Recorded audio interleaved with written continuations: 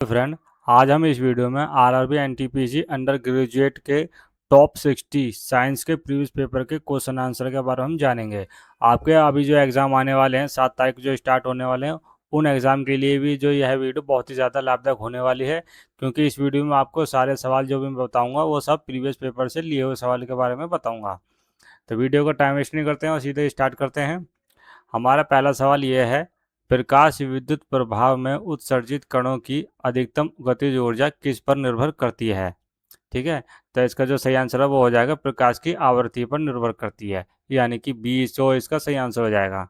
अगला सवाल है, यदि किसी विलयन का मान 7 से कम हो तो वह किस प्रकार होता है। ठीक है, तो वो होता है अम्लीय प्रकार का, यानी कि ऑप्शन सी इसका सही आंसर हो जाएगा।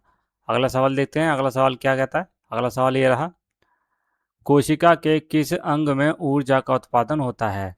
ठीक है, तो ये होता है सूत्रकणिका ऊर्जा में उत्पादन होता है, यानी कि ऑप्शन बी जो इसका सही आंसर हो जाएगा।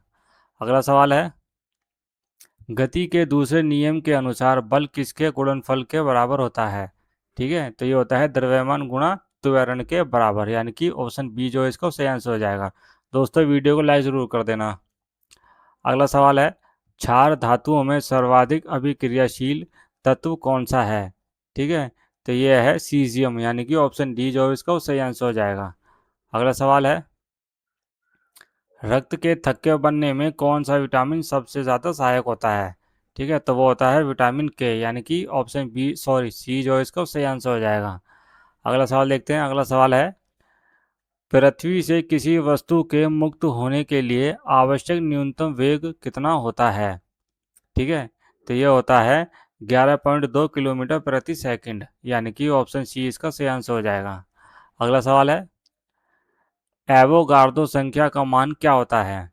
ठीक है, तो ये होता है ऑप्शन ए इसका सही आंसर हो जाएगा 6.022 गुना 10 की घात 23। ठीक है, ये जो है एवोगार्डो संख्या का मान होता है इतना। चलो अगला सवाल देखते हैं, अगला सवाल क्या कहता है। अगला सवाल यह है, मानव हृदय में कुल कितने कक्ष होते हैं। तो मानव हृदय में जो है सिर्फ 4 कक्ष होते हैं, यानी कि ऑप्शन सी जो इसका सही आंसर हो जाएगा। अगला सवाल है, प्रकाश के अपवर्तन का नियम किससे संबंधित है। ठीक है, तो ये संबंधित होता है स्नेल से, यानी कि ऑप्शन बी जो है इसका वो सही आंसर हो जाएगा। अगला सवाल है, समस्थानिक किसे कहते हैं। ठीक है, तो ये कहा जाता है समान परमाणु संख्या और भिन्न द्रव्यमान संख्या को समस्थानिक कहा जाता है, यानी कि ऑप्शन ए जो इसका वो सही आंसर हो जाएगा। अगला सवाल देखेंगे, अगला सवाल है, इंसुलिन का स्त्राव किस अंग से होता है। तो ये इंसुलिन का जो स्त्राव होता है वो होता है अग्नाशय से, यानी कि ऑप्शन सी जो है इसका वो सही आंसर हो जाएगा। चलो अगला देखेंगे, अगला, कार्य का अंतर्राष्ट्रीय मात्रक क्या होता है। तो कार्य का अंतर्राष्ट्रीय मात्रक होता है जूल, यानी कि ऑप्शन बी इसका सही आंसर हो जाएगा। अगला सवाल है, सर्वाधिक प्रबल ऑक्सीकारक कौन सा है। ठीक है, तो यह है फ्लोरीन, यानी कि ऑप्शन बी इसका सही आंसर हो जाएगा। चलो अगला देखेंगे सवाल। अगला सवाल यह है, डीएनए की प्रतिकृति कहाँ होती है। ठीक है, तो ये होती है केंद्रक में, यानी कि ऑप्शन बी इसका सही आंसर हो जाएगा। अगला सवाल है, ध्वनि किस प्रकार की तरंग है। तो ध्वनि जो है वो होती है अनुदैर्घ्य प्रकार की तरंगे, यानी कि ऑप्शन बी सॉरी ए इसका सही आंसर हो जाएगा। अगला सवाल देखेंगे, अगला क्या कहता है। अगला सवाल यह है, आवर्त सारणी में कुल कितने समूह होते हैं। ठीक है, तो आवर्त सारणी में जो है कुल 18 समूह होते हैं, यानी कि ऑप्शन सी इसका सही आंसर हो जाएगा। अगला सवाल है, अगला सवाल यह है, विटामिन डी की कमी से कौन सा रोग होता है। ठीक है, तो विटामिन डी की कमी से जो है रिकेटस नाम की बीमारी होती है, यानी कि ऑप्शन बी इसका सही आंसर हो जाएगा। चलो अगला सवाल है, गुरुत्वाकर्षण बल किन पर निर्भर करता है। तो गुरुत्वाकर्षण बल जो है वो द्रव्यमान और दूरी पर निर्भर करता है, यानी कि ऑप्शन सी इसका सही आंसर हो जाएगा दोनों पर। ठीक है, अगला सवाल है, विद्युत अपघटन में ऊर्जा का रूपांतरण कैसे होता है। ठीक है, तो ये विद्युत अपघटन में ऊर्जा का जो रूपांतरण होता है वो होता है विद्युत और रासायनिक पर होता है, यानी कि ऑप्शन बी इसका सही आंसर हो जाएगा। अगला सवाल है, तंत्रिका कोशिका का मुख्य कार्य क्या होता है। तो इनका मुख्य कार्य होता है संदेश का संचार करना। ऑप्शन बी इसका सही आंसर हो जाएगा। अगला सवाल देखेंगे। अगला सवाल है, उत्तल लेंस के लिए सूत्र क्या होता है? ठीक है, तो उत्तल लेंस के लिए सूत्र होता है 1/f बराबर 1/v प्लस 1/u, यानी कि ऑप्शन बी इसका सही आंसर हो जाएगा। ये जो है उत्तल लेंस का सूत्र होता है। अगला सवाल है, अम्ल वर्षा का मुख्य कारण कौन सी गैस होती है? ठीक है, अम्ल वर्षा के मुख्य कारण का कौन सी गैस होती है? तो ये होती है सल्फर डाइऑक्साइड, यानी कि ऑप्शन बी इसका सही आंसर हो जाएगा। चलो अगला सवाल देखेंगे। अगला सवाल है, लाल रक्त कणिकाओं का जीवन काल कितना होता है? यानी कि आरबीसी। आरबीसी का जो जीवन काल होता है वो होता है 120 दिन। उसके बाद इनकी जो प्लीहा में इनकी मृत्यु हो जाती है, यानी कि ऑप्शन सी इसका सही आंसर हो जाएगा। चलो अगला देखेंगे सवाल। अगला है, क्वथनांक पर क्या होता है? ठीक है, तो क्वथनांक पर होता है दैव और सॉरी द्रव और गैस, यानी कि ऑप्शन बी इसका सही आंसर हो जाएगा। चलो अगला देखेंगे सवाल। अगला सवाल ये है, विद्युत धारा का मात्रक क्या होता है? ठीक है, तो विद्युत धारा का मात्रक होता है एम्पियर। ऑप्शन बी इसका सही आंसर हो जाएगा। अगला देखेंगे, एंजाइम किस प्रकार के पदार्थ होते हैं? ठीक है, तो एंजाइम जो है वो प्रोटीन प्रकार के पदार्थ होते हैं। ऑप्शन बी इसका सही आंसर हो जाएगा। अगला देखेंगे सवाल। अगला सवाल ये है, अर्ध आयु किससे संबंधित है? तो अर्ध आयु जो है वो रेडियोधर्मिता से संबंधित होता है। ऑप्शन बी इसका सही आंसर हो जाएगा। चलो अगला देखेंगे सवाल, ट्रांसफार्मर किस सिद्धांत पर कार्य करता है? तो ट्रांसफार्मर जो है वो फैराडे के नियम पर कार्य करता है, यानी कि ऑप्शन ए इसका सही आंसर हो जाएगा। अगला सवाल है, हरित लवक का मुख्य कार्य क्या होता है? ठीक है, तो हरित लवक का मुख्य कार्य होता है प्रकाश का संश्लेषण करना। ठीक है, यानी कि ऑप्शन बी इसका सही आंसर हो जाएगा। चलो अगला देखेंगे सवाल। अगला सवाल यह है, किसी वस्तु की संवेग क्या होती है? तो वस्तु की जो संवेग होती है द्रव्यमान गुना वेग, यानी कि ऑप्शन ए जो इसका वो सही आंसर हो जाएगा। अगला सवाल है, अगला सवाल यह है, ऊष्मा का स्थानांतरण निर्वात में किस विधि से होता है? ठीक है, तो ये होता है विकिरण विधि से, यानी कि ऑप्शन सी इसका सही आंसर हो जाएगा। चलो अगला देखेंगे। अगला, किस तत्व का परमाणु क्रमांक 1 होता है? ठीक है, तो ये होता है ऑक्सीजन का। ऑप्शन बी इसका सॉरी सी इसका वो सही आंसर हो जाएगा। अगला सवाल है, मानव शरीर में सबसे बड़ा ग्रंथि कौन सा है?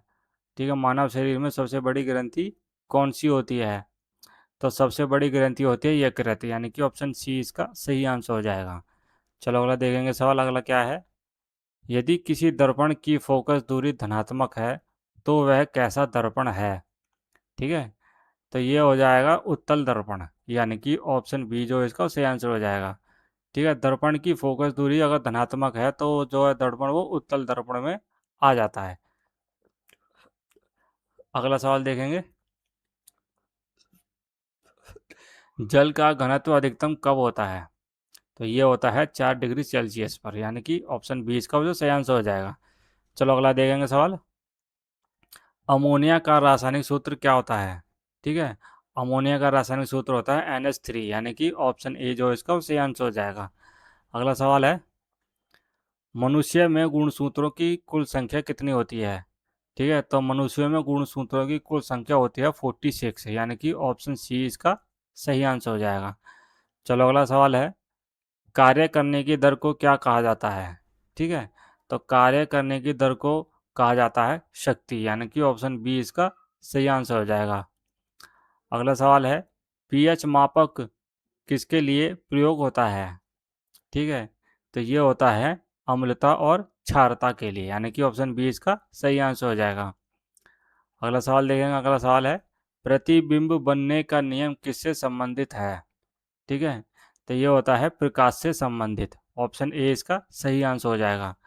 अगला सवाल है, शरीर में हीमोग्लोबिन का मुख्य कार्य क्या होता है? ठीक है, तो इसका मुख्य कार्य होता है ऑक्सीजन का परिवहन करना। ठीक है, यानी कि ऑप्शन बी जो है इसका वो सही आंसर हो जाएगा। चलो अगला देखेंगे सवाल, सोडियम पानी के साथ कैसी अभिक्रिया करता है? ठीक है, तो सोडियम जो है वो पानी के साथ वो तीव्र अभिक्रिया करता है, यानी कि ऑप्शन बी इसका वो सही आंसर हो जाएगा। चलो अगला देखते हैं सवाल। अगला सवाल ये है, गुरुत्वीय त्वरण का मान पृथ्वी पर कितना होता है? ठीक है, तो गुरुत्वीय त्वरण जो है वो पृथ्वी पर होता है, इसका मान 9.8 मीटर प्रति सेकंड स्क्वायर, यानी कि ऑप्शन बी जो है इसका उससे आंसर हो जाएगा। अगला सवाल देखेंगे, वाष्पीकरण किस प्रकार की प्रक्रिया होती है? तो वाष्पीकरण जो है वो ऊष्मा शोषी प्रकार की प्रक्रिया होती है। ठीक है, ऑप्शन बी जो है इसका सही आंसर हो जाएगा।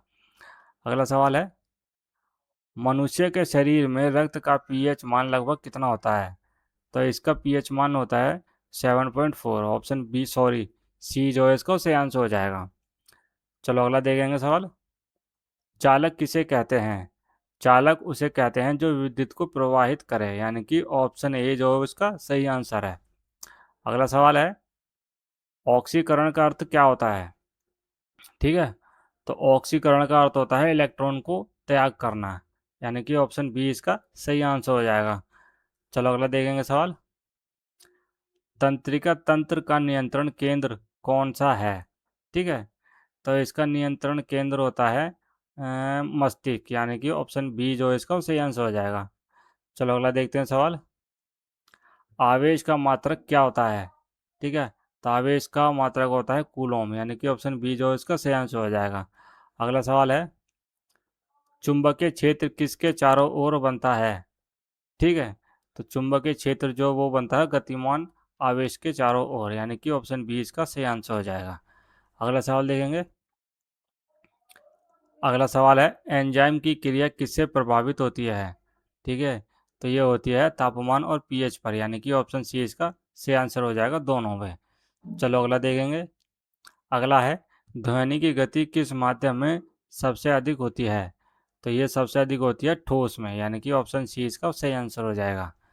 अगला देखेंगे, अगला, परमाणु का केंद्र क्या कहलाता है? ठीक है, तो परमाणु का जो केंद्र है वो कहलाता है नाभिक, ऑप्शन सी इसका सही आंसर हो जाएगा। अगला सवाल है, क्लोरोफिल का रंग क्यों हरा होता है? क्लोरोफिल का जो रंग है वो क्यों हरा होता है? क्योंकि हरा रंग जो है प्रकाश परावर्तित करता है, यानी कि ऑप्शन बी जो है इसका सही आंसर हो जाएगा। अगला सवाल देखेंगे, दाब का सूत्र क्या है? ठीक है, तो दाब का सूत्र होता है बल अपॉन क्षेत्र, यानी कि ऑप्शन बी इसका सही आंसर हो जाएगा। अगला सवाल है, उत्प्रेरक का कार्य क्या होता है? तो उत्प्रेरक का कार्य होता है अभिक्रिया की गति को बढ़ाना, ऑप्शन बी इसका सही आंसर हो जाएगा। अगला सवाल है, रक्त समूह किस पर आधारित होता है? रक्त समूह किस पर आधारित होता है? तो यह होता है प्रतिजन पर, ऑप्शन बी इसका सही आंसर हो जाएगा। अगला सवाल है, विद्युत प्रतिरोध किस पर निर्भर करता है? विद्युत प्रतिरोध करता है लंबाई पर करता है, और क्षेत्रफल पर भी करता है, और पदार्थ पर भी करता है, यानी कि ये सारे ऑप्शन बिल्कुल सही आंसर हैं। ऑप्शन सी डी जो है इसका सही आंसर हो जाएगा, यानी कि सभी। ठीक है, चलो अगला देखेंगे सवाल। अगला सवाल है, प्रकाश वर्ष किसकी इकाई है? दोस्तों ये वाला सवाल जो आप इसका आंसर जो कमेंट बॉक्स में करना है, ये आपके लिए होमवर्क है। ठीक है, वीडियो अगर अच्छी लगी तो वीडियो को लाइक जरूर कर देना, और ऐसे प्रैक्टिस सेट और देखने के लिए सभी गवर्नमेंट एग्जाम के लिए इस चैनल को सब्सक्राइब करके बेल आइकन को प्रेस जरूर कर देना।